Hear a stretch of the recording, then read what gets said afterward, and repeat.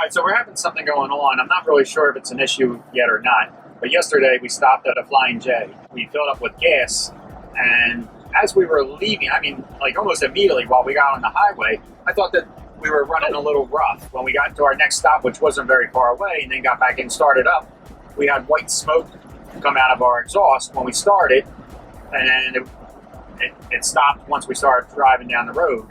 And with the generator. So when we first fire up the generator, more white smoke. So I don't know if we got just a bad batch of gas from that last Flying J or not. But we're down to a quarter tank now, and I'm going to refill the tank. And I'm hoping that white smoke goes away, because now when I get on it hard to climb a hill or to pass somebody, black smoke. I'm hoping when we refill, that all goes away. I'm hoping that it's just that we just got a bad batch of fuel, maybe with a little bit of water in it or something like that. We're all normal and we have no lights. But you know, if it is like a blown gasket, or if we're burning oil, or if we're burning coolant, then now would be the time for it to happen. This would be a good time. I guess no time is a good time, but at least, you know, we didn't buy this new, it's used, but the engine, transmission, the powertrain is still under warranty. So if it's going to happen, this would be the best time for anything like that to happen. Hey, so we pulled over at a rest stop. Our check engine light came on, and a little while ago, Sabrina and I bought one of these code readers from Walmart for like under $20. And for anybody that's ever got to hook one of these up, the socket is hard to find. It's underneath. I would say it's like right behind this panel area here, but you got to come up from underneath, and it's not easy to see. There's a little black cover. I couldn't even show you with the camera. I can't see. I can barely see it with my own eyes, let alone trying to put the camera up there. But there's a little cover. You pop the cover off and then plug this into it.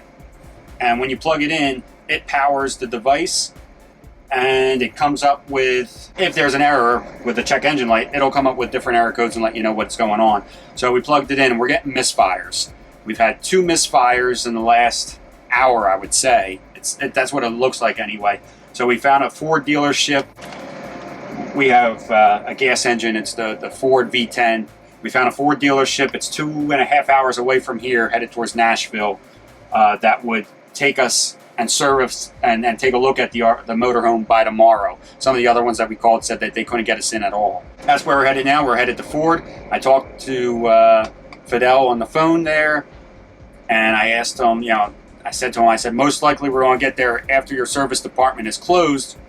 Will it be okay if we park on your lot overnight before you guys see us? And he said, sure, no problem. So that's a plus too. So that's where we're headed right now. So we made it to the Ford dealership.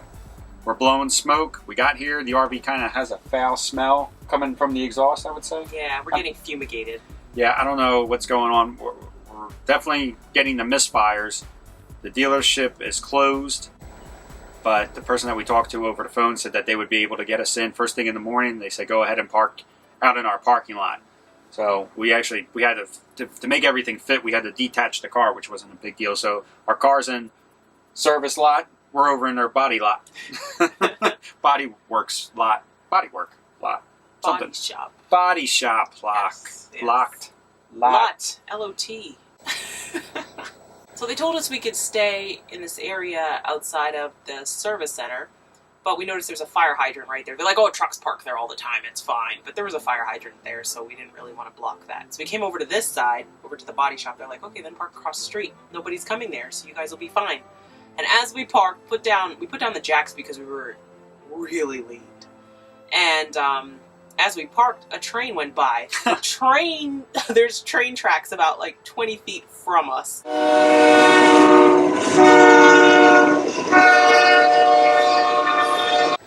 it felt like the world was coming to an end. So this will be an interesting night. I was actually sitting here debating whether we just take the car and go to a hotel for the night.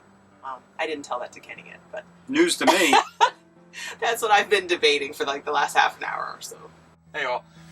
So we just got done at the Ford in Nashville. It came up as a purge flow valve that has gone bad. It's going to take 3 days for the part to come in. We're headed towards Virginia, and what they suggested doing is just calling a Ford dealership that's in Virginia and giving them the part number, which we already did, and they're going to set it up. so that when we get into Virginia, they'll have the part, and they said they will do their best to get us in and out. I don't know if that means in the same day or not. It would be nice since we live here in the motorhome. The faster, the better. So that's for sure. But that's where we're at right now. We are going to drive. We slept here last night, and it was rough. There was a train that went by every 45 minutes, and we were like right on the tracks. So we actually wound up moving away because we were like, oh, we can't deal with this. We moved further away from the tracks, and it stopped the shaking. The train was so loud when it would blow its horn, and no matter how far away we got from it, it still woke us. I mean, we didn't want to go too far because we really didn't know what was wrong with the motorhome. Ford's saying that it's fine to drive. We might burn extra fuel. We might not be getting the amazing gas mileage that we normally get. They said it's okay to drive. We're not going to hurt anything. It's just going to run rich. The part looks like it's about $90. As far as the powertrain goes, the vehicle's under warranty. And this Ford says that it would be a warranty issue. I would hope that the next Ford would say the same thing. We didn't get much sleep last night. And we figured if we just do 4 hours today, we're going to get to a KOA so that we can get some full hookups. We haven't had full hookups in probably 10 or 11 days now. So it'll be nice just to kind of relax. I'm always relaxed. Sabrina, are you relaxed? Note I'm not on camera. Note that she is not on camera. Sabrina is not relaxed. Belle? So, Belle is relaxed. Belle, you don't have to get down. So being at the KOA for a night was a welcome change. It was nice to rest, relax, recharge. We had full hookups. We were able to put the slides out. Between being at the Ford dealer and not sleeping, that last day I was honestly turning into a bear. This KOA was kind of cool because as a lot of them have, they have the Camp K9. Even little Belle enjoyed herself running around outside. Alright everyone, thanks for watching.